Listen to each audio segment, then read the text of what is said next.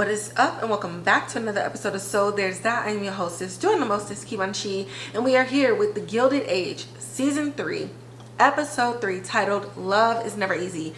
Y'all, this episode is all over the place, and not in like, it's too much, not in a bad way, but more so like everything, everywhere, all at once, and my phone battery is on 9%.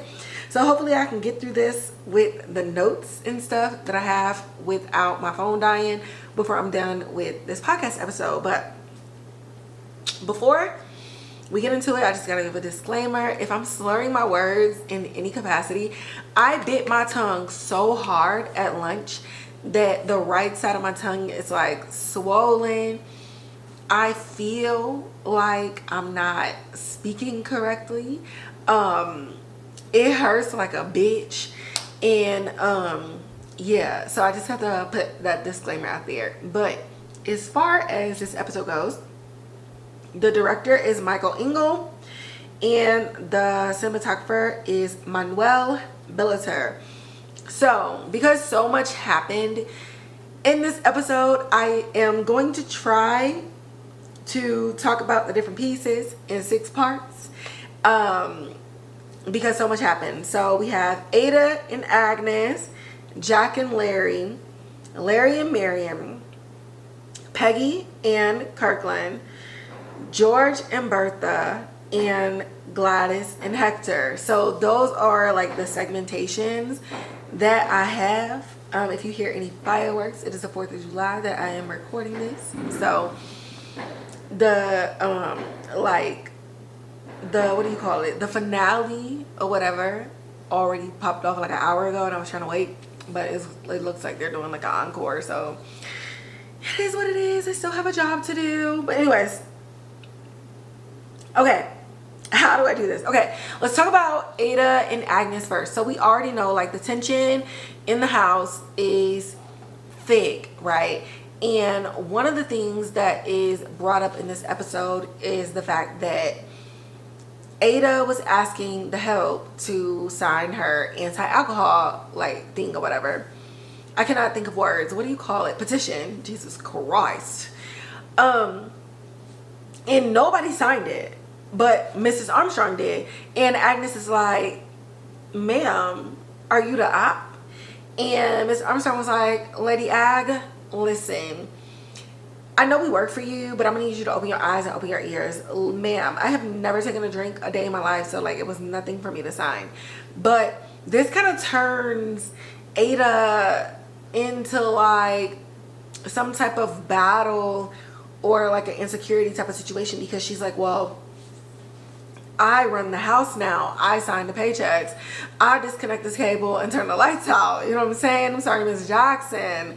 But she's just like, Agnes still has influence over her people. And it's like, Ada girl, just because on paper and in finances you're signing their checks, they don't automatically come with you. Like, they've been with your sister for decades. Like, that don't make no sense.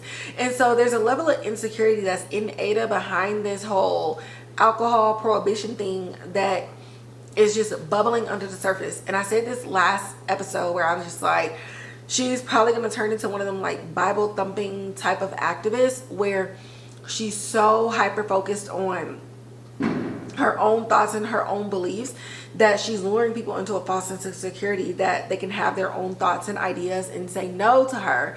But if push comes to shove, she gonna put her foot down and basically call rank.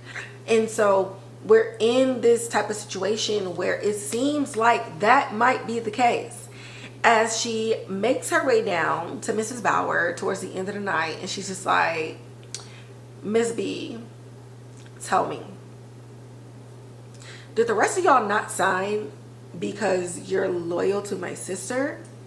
Like, what's up?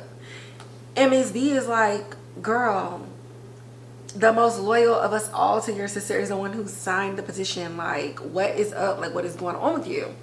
And before she came downstairs, she looked at a picture of her husband, and you finally really get to see like it's more than honoring her husband and continuing on with his legacy. She simply misses him so much that she's putting a lot of energy and a lot of misplaced effort because of his name. It appears to me by the end of the arc of this episode for Ada is that she never really had her own identity, but she admired all of the work that her husband Luke had done.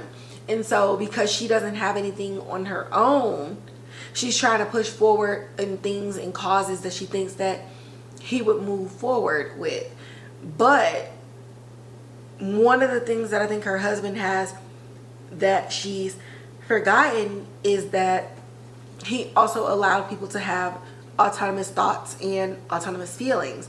And so she's so wrapped up into like this cause and my husband and he would really love this and he would be proud of me and all these other things, that she's kind of straying from the plot of the fact that he wouldn't question if anybody told him no. And we realize in this moment that she is just grieving, and her grief has gotten wrapped up in a place that wasn't able to be seen until now. And I don't know who Miss Bauer about to link her up with, but she was just like, girl, do you want to talk to your husband again? Because I know a lady. And Ada's like, yes, absolutely. And that's kind of where like we leave off with Ada, right? Moving on to Jack and Larry. This one's pretty quick. It's kind of sad, right? So Jack and Larry, they go and see the investors. There's two of them. And Larry is doing all the talking. Jack is sitting there. He's looking dapper. He's looking good. He doesn't look like a servant at all. And the investors are asking some questions that Larry can answer. But then they can't get beyond the fact that the hands on the clock are capable of moving without oil. And so they ask a question that Larry cannot answer. And so Jack jumps right in and he's like, boom, this is what it is. I stand behind my inventions. And they're like, oh, so you're the one who invented this, right? And he was like, absolutely. And boom, I got 2 prototypes for y'all and y'all can take it home. And it was like, well, how do you know we won't just copy it? He's like, you can do that, but we're also patented, and so I don't think that you will. And also this is just like a good faith thing because a lot of people aren't able to wrap their minds around the fact that the hands can move without any extra work. And they tell Jack, like everybody else, like, oh, we need some time or whatever. And it's discouraging for Jack, and Mrs. Armstrong of all people ends up seeing him soaking in his room, and she was just like, they're businessmen. Do you think they're just gonna throw their money at you? They have to take in so many other things into consideration. You young people always want stuff right then and now without thinking that people need to vet you. And Jack is like, you know what, you are so right. Thank you so much for making me feel better. And she was like, I did. Was not trying to. Hello, I'm literally misery, and everywhere I go I'm looking for company. But I thought that it was a really good interaction and a really good lesson for Jack to like continue to pursue. Like she told him, you have sat in front of business people. The rest of us have great ideas, but none of us have ever gotten the opportunity that you had. So instead of being upset that you got a no, just take the feedback and stuff that you got and continue to move forward, because you are going to be the one to pave the way for the rest of us in the future. And all he really needed was a shift in his frame of mind to realize, like, wait, I am breaking barriers. Even if they tell me no, I got to sit there. I'm building things and I get to blow people's minds. Whether they believe in me now or not, somebody's gonna believe in me and somebody's gonna say yes. And then like the invention of the watch is gonna come, and we're gonna go from non-oil and all of these other things. We're gonna get within, you know, 0.001 of a second accuracy. And next thing you know, like Jack has invented, you know, batteries for watches. Like, I'm loving the parallels and like seeing all of the different inventions and being like, oh, so George Russell invented Amtrak. Got it. And I'm loving that. So Jack, in my mind, invented the modern day watch and the batteries in which we use to keep the watch going. So congratulations, Jack. Look at you, just hold on for like a solid, what's their lifespan in the 1800s? Jack, you can do this. You got 10 years left in your life. Like, you got it. Okay, Larry and Marion. All right, so after the whole like dinner shenanigans, and Larry and them is sitting in a room with Big Bertha, when they're kind of hearing George, Dottie Russ, go off with Hector, aka the Duke. And so they were at the dinner the night before.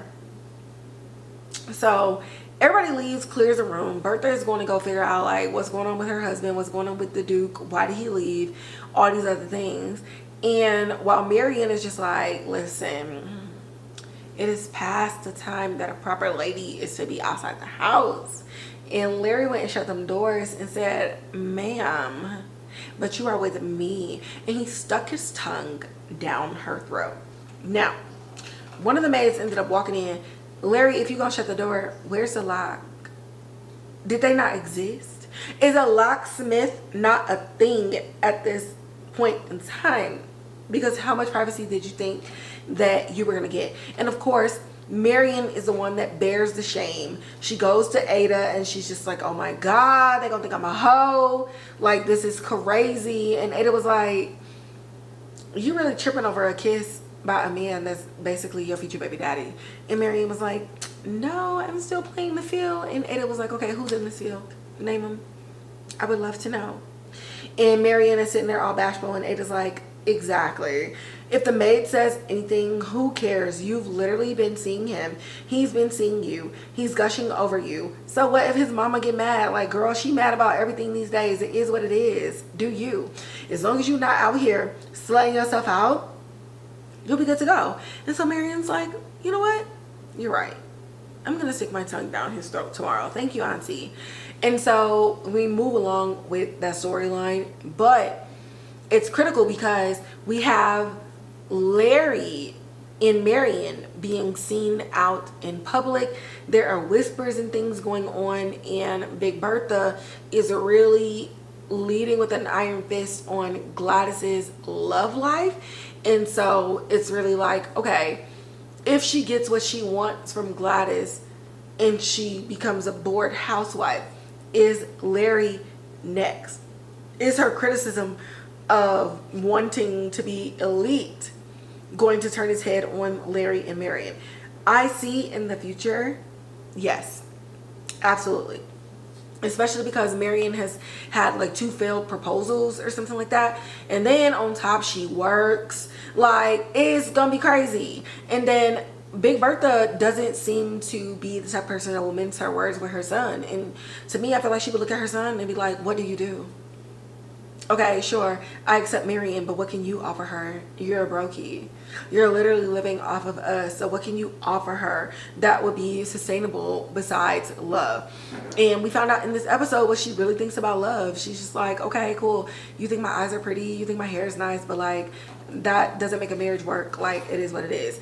And she's so hell-bent on status that I can really see her horns being turned in Larry's direction, and she will have 2 children who not fucking with her in the future. Which moves us into George and Bertha, because we're gonna come back to Gladys and Hector, but that's gonna move us into George and Bertha. He tried his hardest and his damnedest to protect Gladys, even to the point of turning down his wife's sexual advances in that bedroom. And we seen them putting their tongues down each other's throat. So I already know that it took an act of God to get that man to leave the room. But what does Bertha do? She goes into Hector's ear and she weaves George's offer into a way that it makes sense to him, and that he could pretend like it was his idea. So George offered him something that he knew Hector would refuse based on ego.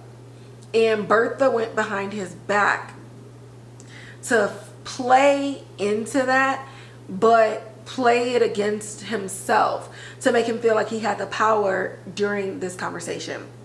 And so when Gladys and George thought that Hector was going to be leaving this whole time, they're thinking he's moving on with the young lady Delancey, he shows up and Bertha's like, yes, my future son-in-law.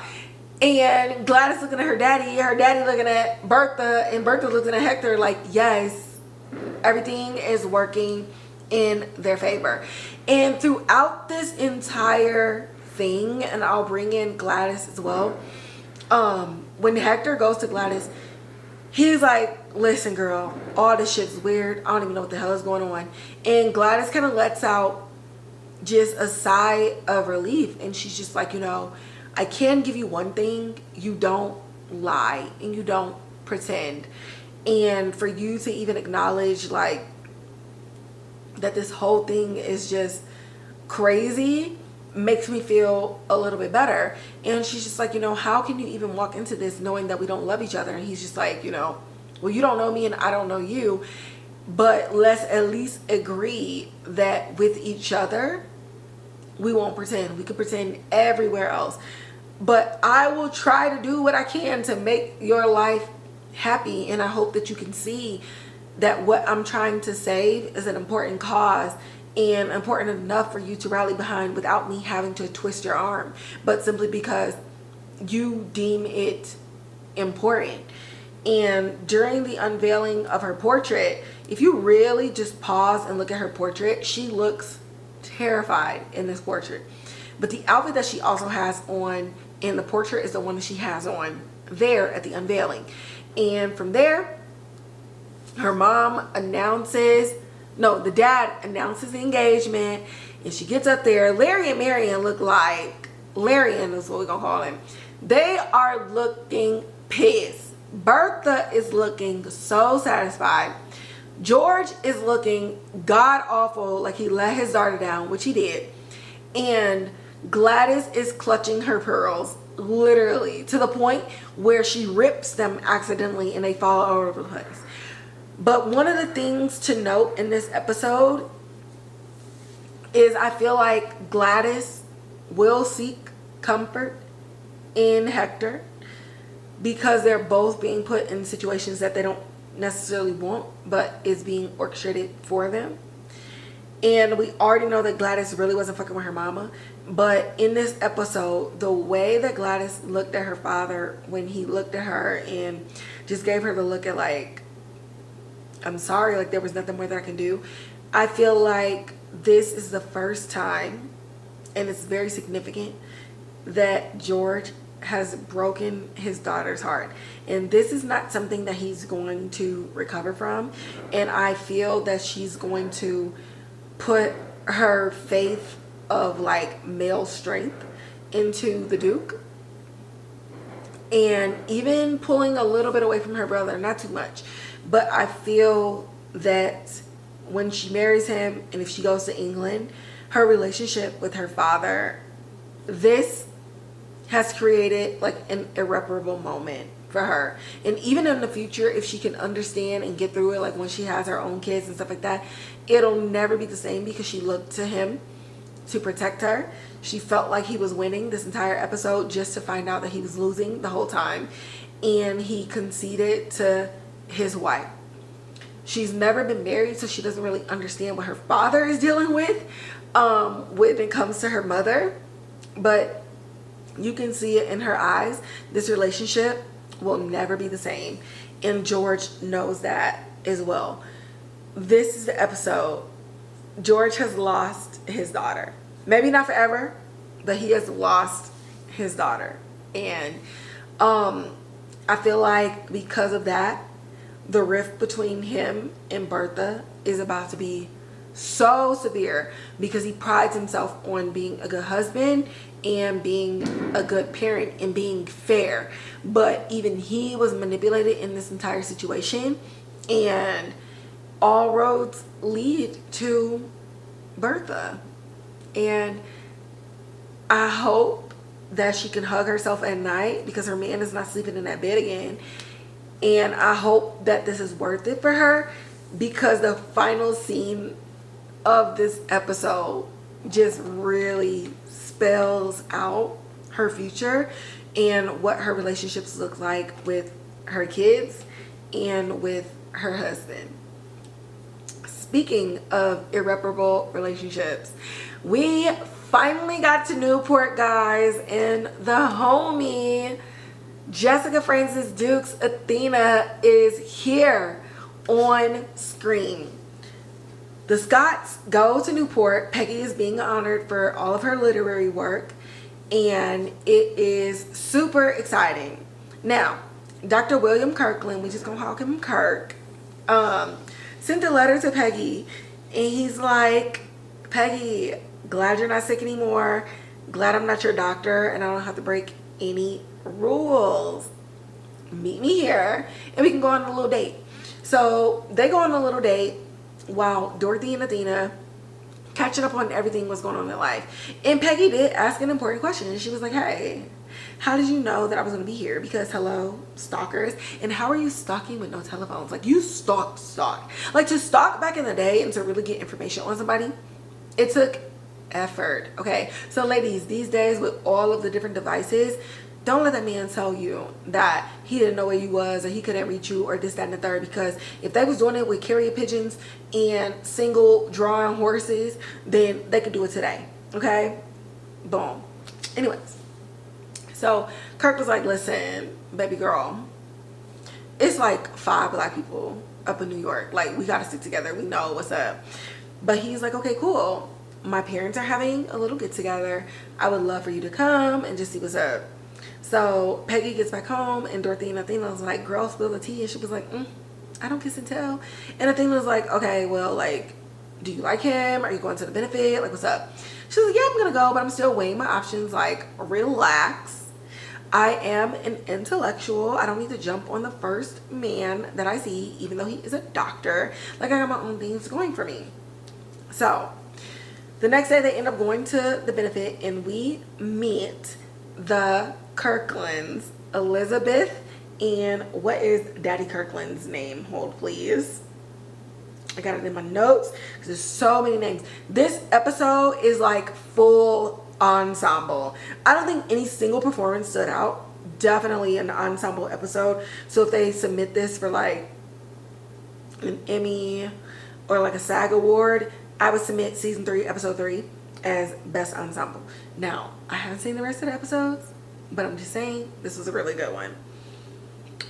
Frederick. Okay, so we got Elizabeth and Frederick. So Elizabeth is played by the Felicia Rashad, and Frederick is played by Brian Stokes Mitchell. Now, it is very important with what their skin tones look like, because Mama and Daddy Kirkland aren't the darkest people in the bunch, but the Scotts are all dark skinned. So Peggy's dad, Arthur, was coming into town for like the day, you know, meet everything, boom, you know, he got business, he runs his own pharmaceutical company or whatever. So they're at the house, and Elizabeth's just like, yeah, and like, we've had this business and our family for decades, and it's passed along from generation to generation, all these other things. She's like, oh, Mr. Scott, like, what do you do? Like, I thought you were just like a little lowly salesman. And her husband was like, girl, I literally told you that we bought like medicines and stuff from him. Like, what are we doing right now? And Arthur instantly, like, the whole vibe just changes, because it was definitely giving like black elitism. So he's like, yeah, I run my own pharmaceutical company. So she's like, oh, okay. And like, how far back does this go? And he was like, I see what you're doing, so let me just say what it is. I was a slave. I became free. I got my own education. I started my own business. This is the first generation that it's in. And she's like, interesting. I'll be right back. And so while she's going to go check on her granddaughter, she's like hollering out to the help, and she's like, didn't I tell you not to let them play outside without an umbrella? You don't want them getting too much exposure to the sun. And Arthur's like, Dorothy, we need to get the fuck up out this house, right? And so this becomes like a conversation and a point of contention as they're going back to the house, because they're talking about it and they're filling Peggy in on the details because she wasn't in the area. And Athena was there, and Athena's like trying her best to be like, well, maybe like she didn't mean it like in a light-skinned way. And Arthur's like, no, thought processes like that level of colorism is incredible. She's literally yelling at her grandchild, okay, who's like fucking 7, about being outside in the sun without an umbrella. So the kids can't go outside to play. They gotta stand outside with an umbrella and not get dirty and not make mud pies and do all of these other things because you don't want them to be seen as dark. And Arthur brings up some great points. He's like, look at us. If Peggy decides to get with Kirkland, he's like, I don't even have no issue with the daddy, and the daddy looks very mulatto. He's like, I don't have the issues with the daddy, I have an issue with her. And we know the level of influence that mothers have in society. What if these babies come out looking like Peggy? Then what? How is she gonna treat them? How is she gonna treat my daughter? Like, this shit is crazy. And it goes into the morning as well when Arthur's getting ready to leave, and he's like, Dorothy, please don't let my baby marry this man. Don't let her date this man. I cannot do it. And she's like, Arthur, baby, I'm gonna see what I can do. Just relax. I'm gonna handle it. And she's doing her best to try to like quell his anxiety. But when she goes back in the house again and she's talking to Athena, she brings up all of the things that he's talking about. And this is a level of colorism, and I love this episode. I love that through the Scotts we get so much conversation around racism, classism, and colorism,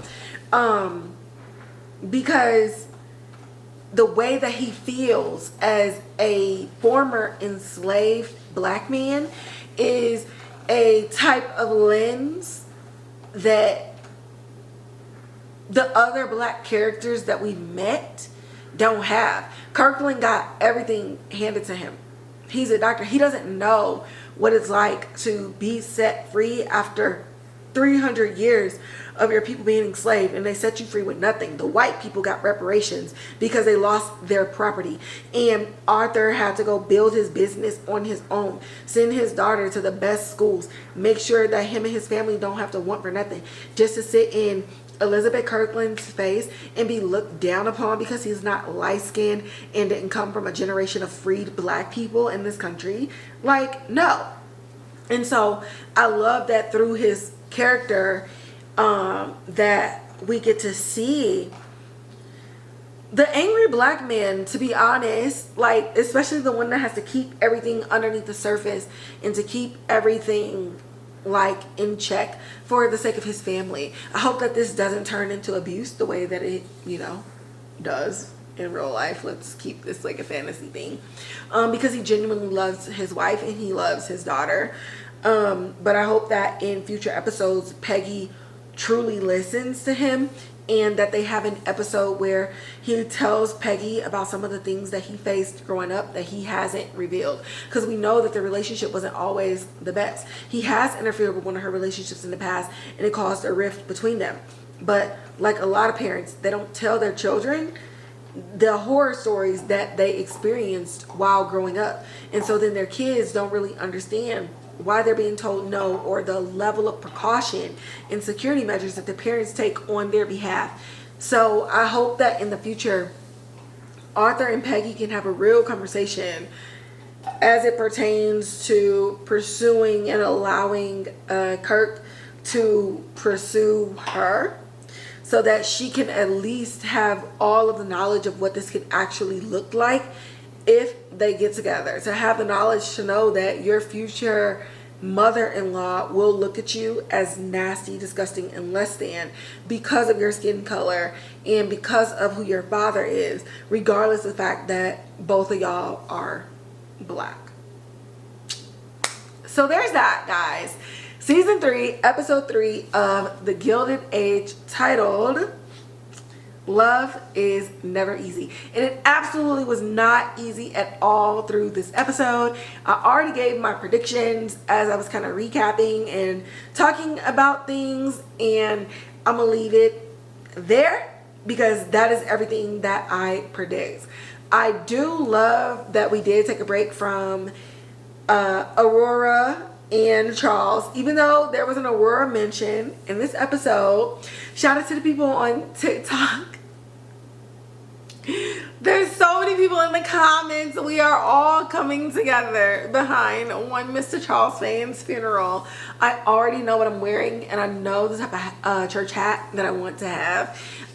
So shout out to the Twitter community. Aurora did need a break because back-to-back episodes, my sis, I don't think I could have handled another episode in a row behind Aurora, because this entire recap and thought process would have just been like out the window. It would have been a short video because we writing for Aurora.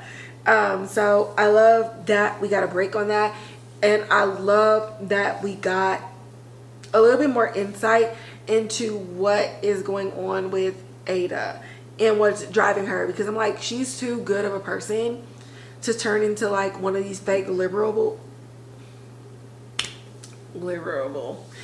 one of these fake liberal people who makes you feel like you have a choice, but you really don't, because if you do anything that's against her, she's gonna be pissed off and retaliate.